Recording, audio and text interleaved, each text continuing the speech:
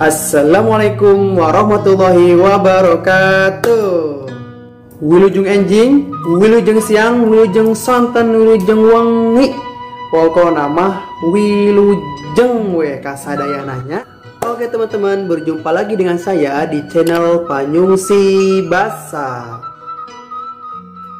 Oke teman-teman, pada video kali ini saya akan menjelaskan tentang imbuhan depan N atau rarangken hareup N. Untuk lebih jelasnya, silakan simak penjelasan berikut ini.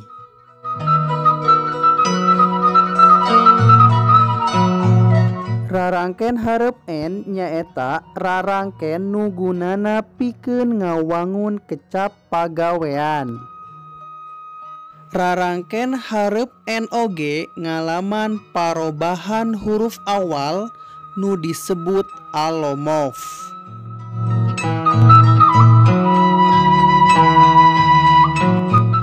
Kumaha cenah contona?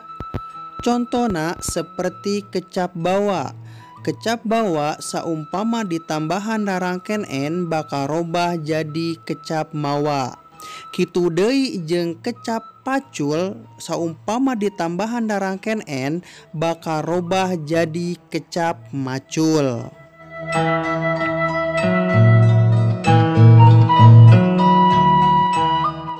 Kesimpulannya adalah apabila ada kata diawali dengan huruf B dan P dan bertemu dengan imbuhan N, maka huruf-huruf tersebut akan berubah menjadi huruf M.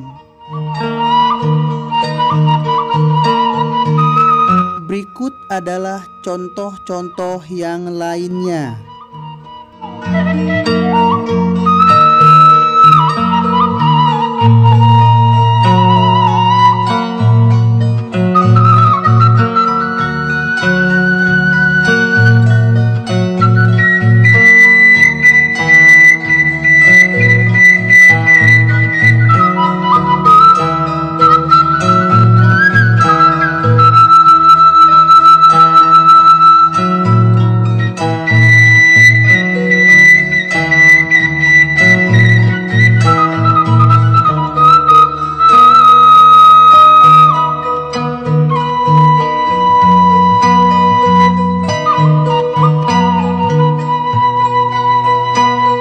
Oke teman-teman, untuk video kali ini saya cukupkan sekian.